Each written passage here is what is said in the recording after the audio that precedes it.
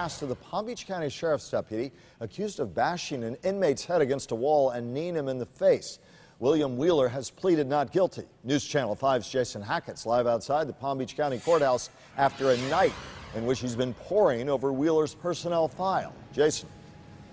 Yeah, quite a few documents to go over, Michael. Wheeler just made an appearance last week at the county courthouse to plead not guilty. As you said, we've been poring over these documents, about 1,000 pages in total. This is just a small sample of that. We found out that Wheeler's been employed with the department since 1995, has mostly a clean record, but even before that incident in October of 2013, there were some areas of concern.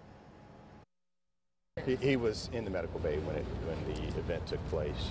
At William Wheeler's first appearance last week, we caught up with the lawyer of the inmate accusing the deputy of taking things too far. Once he's released, I'm certain that you will hear from him and his family. And while we wait to hear from him, we're learning more tonight about the man behind the badge. We spent the night combing through Wheeler's personnel file and observed a number of commendations for good conduct and several life-saving awards. But it wasn't a spotless record. On March 4th, 2012, Wheeler was found to be neglectful of his duties when he failed to report a vehicle crash at his home. As far as use of force is concerned, we learned that October 2013 wasn't the first time Wheeler has been involved in an incident.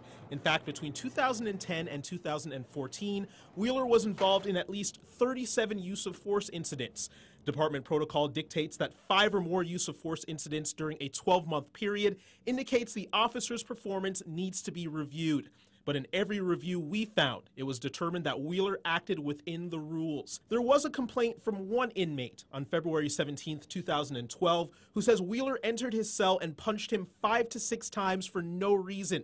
The review found that the inmate was being disruptive and the force was justified.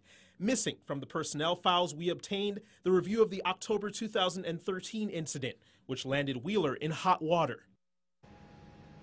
Now, we reached out to our law enforcement contacts. They say 37 incidents is a lot, but because of the nature of what these guys do, it isn't necessarily surprising.